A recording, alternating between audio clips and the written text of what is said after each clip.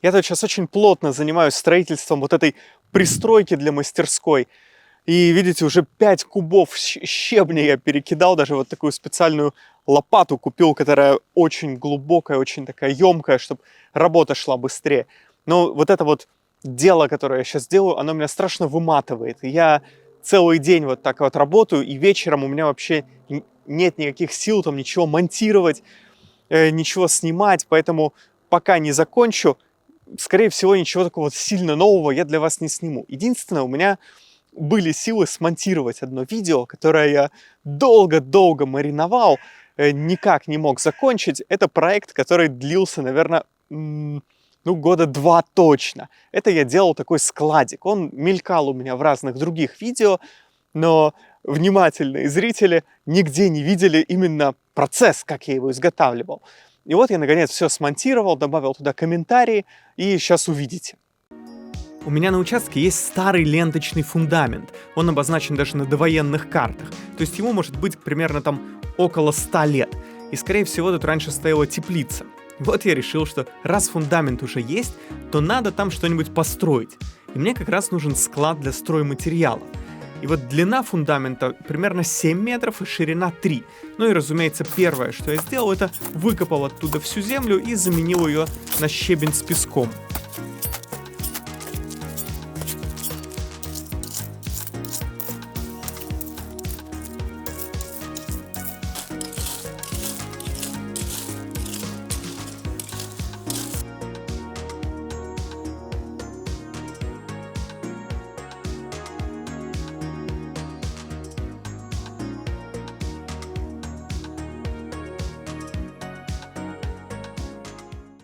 Некоторую сложность вызвало дерево, которое росло прямо внутри фундамента. Ну, на моем складе тоже будет, конечно, храниться древесина, но она будет в виде досок, а не цельного дерева. Так что пришлось потратить массу сил и энергии, чтобы это дерево аккуратно удалить.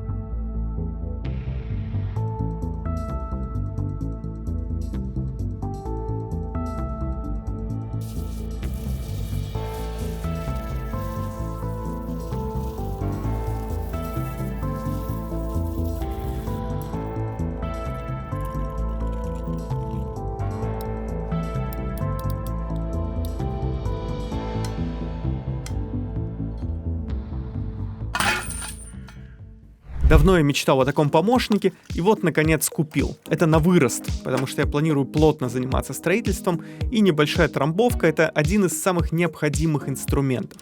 Она весит 80 килограмм. Там стоит 4-тактный двигатель, и для дачных нужд это вполне подходящий аппарат.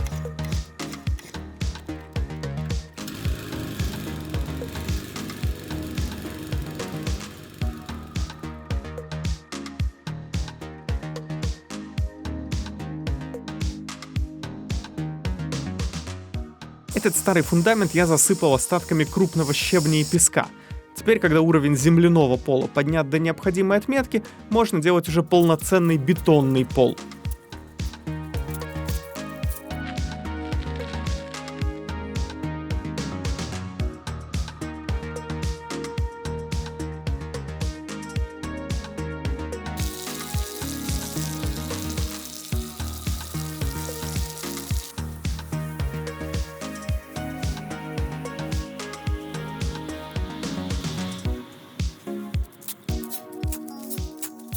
Я постелил геотекстиль и засыпал сверху небольшой слой мелкого гравия и песка. Еще раз утрамбовал и засыпал цементом. Потом полил водой, и получился такой достаточно твердый пол, по которому можно ходить, и следы не проваливаются.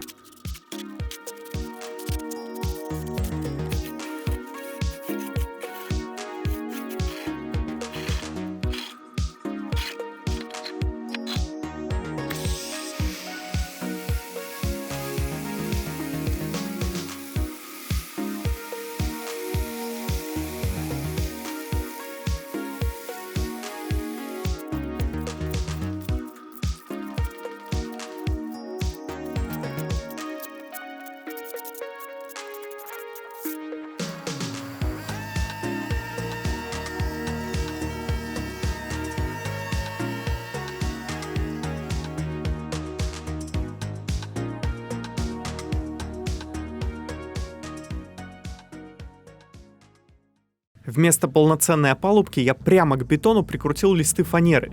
Они приподнимались над полом ровно на 7 сантиметров. Это как раз такая высота, какую я хотел забетонировать. И для большей прочности конструкции я положил сетку. Правда, я сомневаюсь, что от нее будет толк. Это очень тонкая сетка, всего 3 или 4 мм, и размер ячейки 150 мм.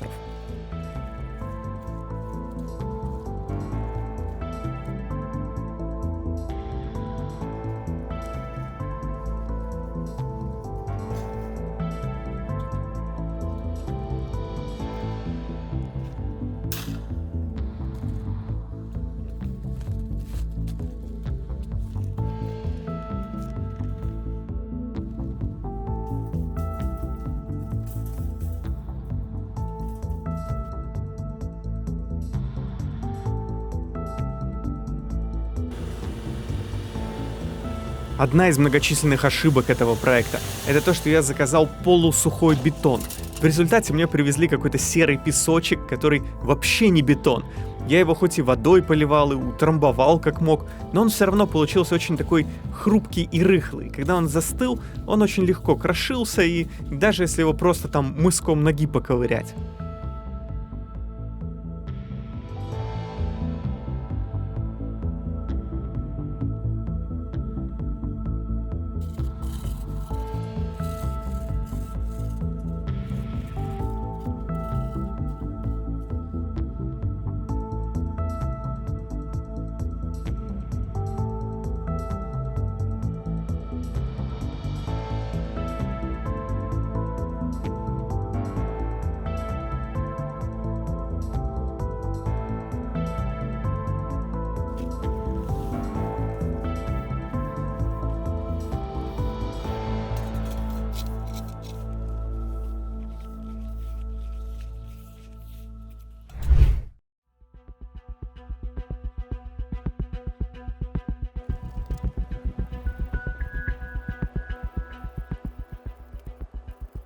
Чтобы хоть как-то спасти ситуацию, я его как следует покрыл хорошим грунтом для пористых поверхностей и в 2 слоя налил такой самовыравнивающийся раствор. Это такая суспензия по консистенции как сметана, которая растекается по неровной поверхности и когда застывает, то образует очень ровную, гладкую, твердую корку.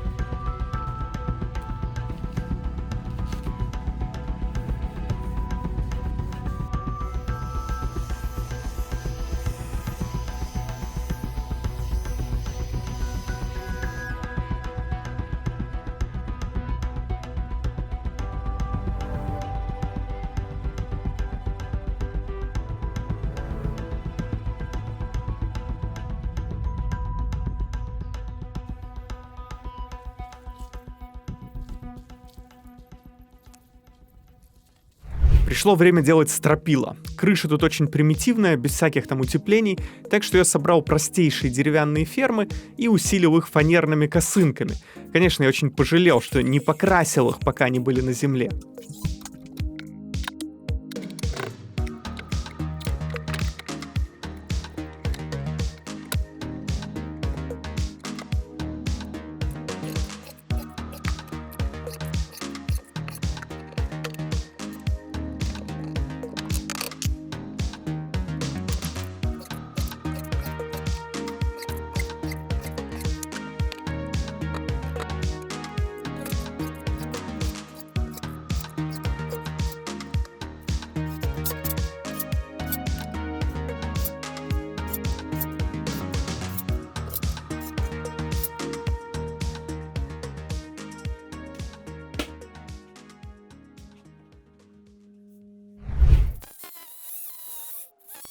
Один мой хороший друг подарил мне стальные стойки.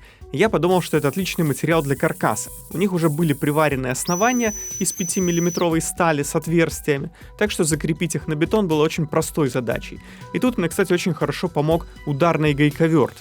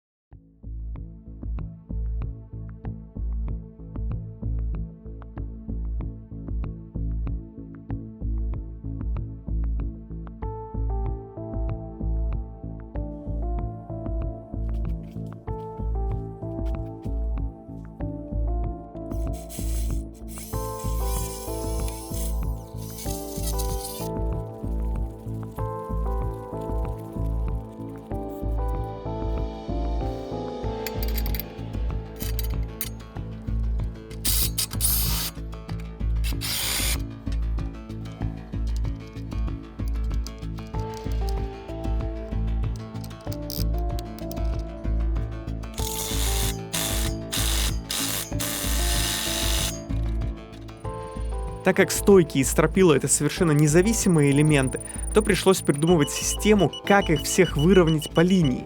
Нужно было каждую стойку поставить строго вертикально и затем все вместе соединить досками по верхней части стропил.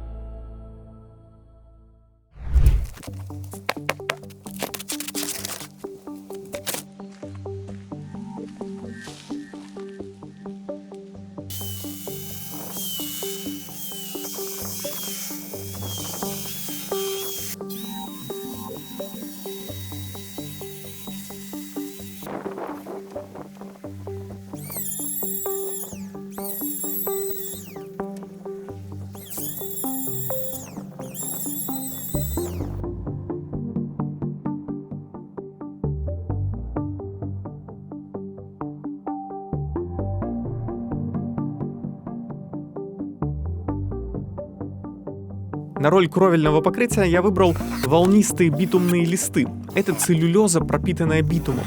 Я постарался не допускать прошлых ошибок и в этот раз прикручивал в верхнюю часть волны, а не в нижнюю.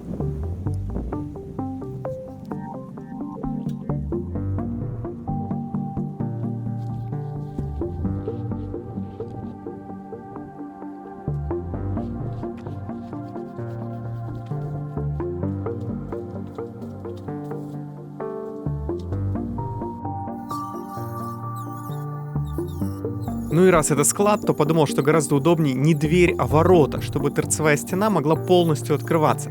Это очень легкие металлические ворота, которые открываются наверх.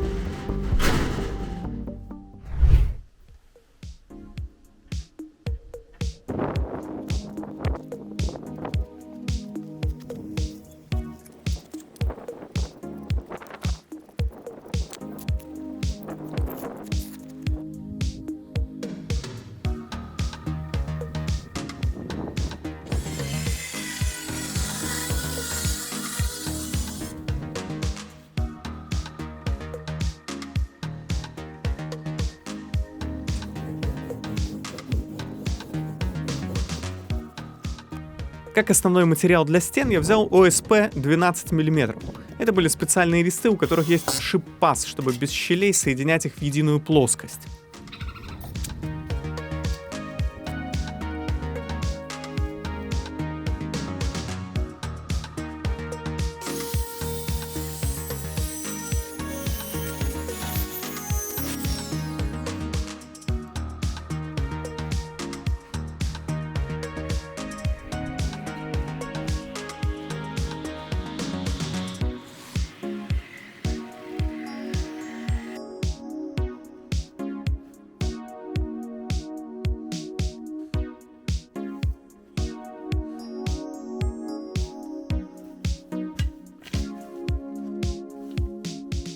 Но с водосточными трубами вообще все очень просто. Важно сделать небольшой уклон, чтобы вода легко стекала по желобу в сторону вертикальной трубы.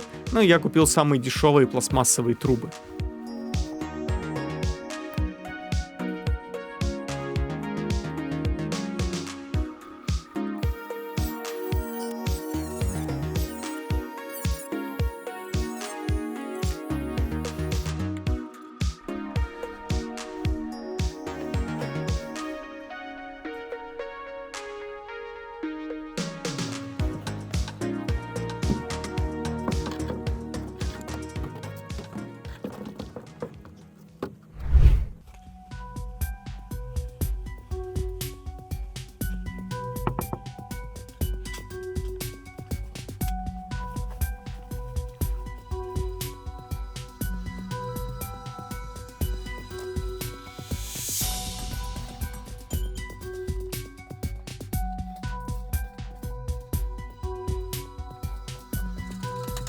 Это вот то, что я говорил. Не покрасил стропила на земле, и теперь приходится очень напрягаться и красить уже смонтированную конструкцию.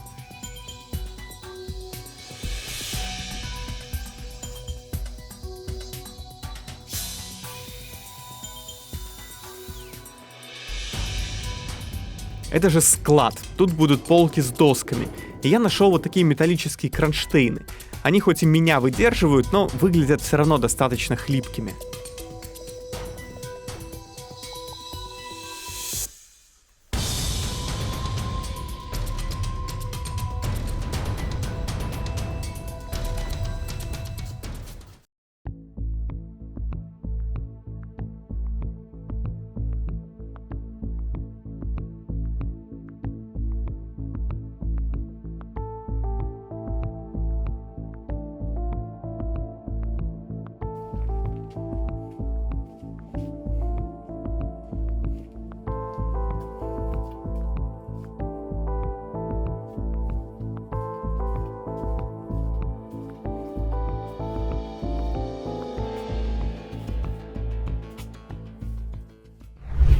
Ну и финальным аккордом было строительство крыльца. Просто такой бетонный въезд, чтобы можно было закатывать или бетономешалку, или там трамбовку. Племянник мне помогал.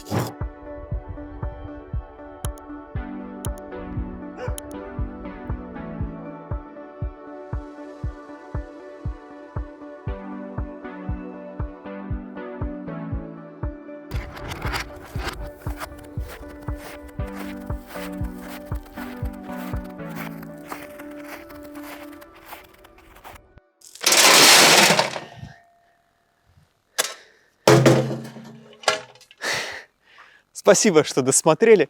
Я уже, наверное, скоро закончу тут всю подготовку к заливке фундамента. Это будет такая монолитная плита. Я внимательно прочитал все ваши комментарии, то, что вы мне там писали, сделал выводы, и сейчас я все делаю правильно, вот именно как вы порекомендовали. И после того, как я закончу, даже не знаю, или я закончу с подготовкой для бетонной плиты, и я тогда сделаю короткое видео, как бы отчитаюсь перед вами, как там все получилось. Так что совсем скоро увидимся. Пока!